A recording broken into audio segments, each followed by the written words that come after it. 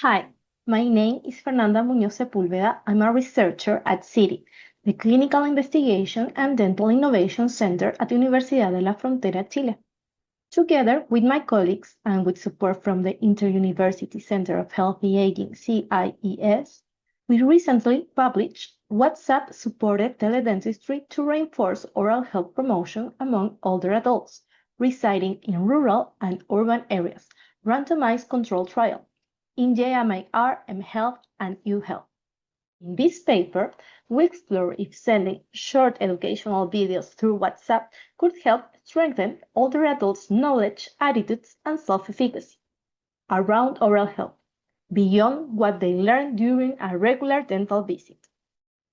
We tested this in a randomized controlled trial with 120 older adults across 4 municipalities in La Araucanía, one of Chile's most underserved regions.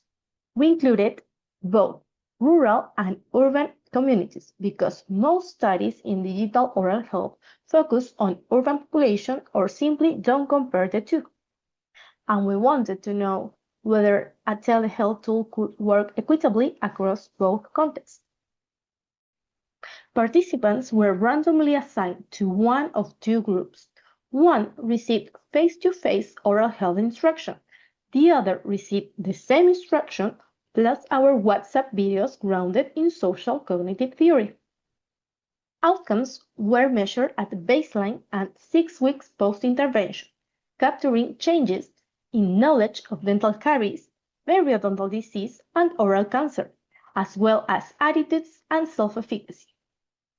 Both groups improved in knowledge and self-efficacy, but the WhatsApp group showed an added benefit: stronger attitudes towards oral health.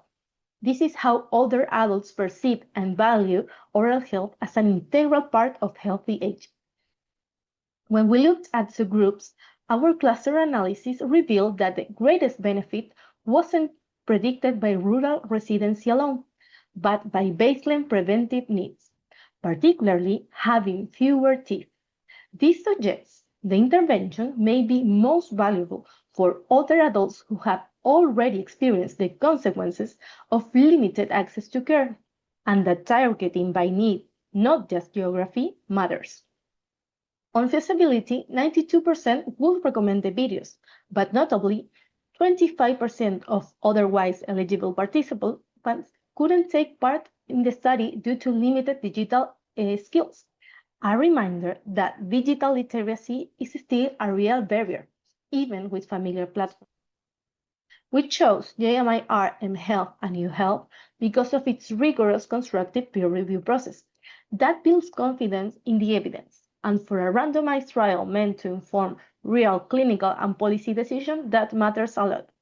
The journal also has outstanding reach within the digital health community, which felt right for a study sitting at the intersection of telehealth, healthy aging, and oral health equity.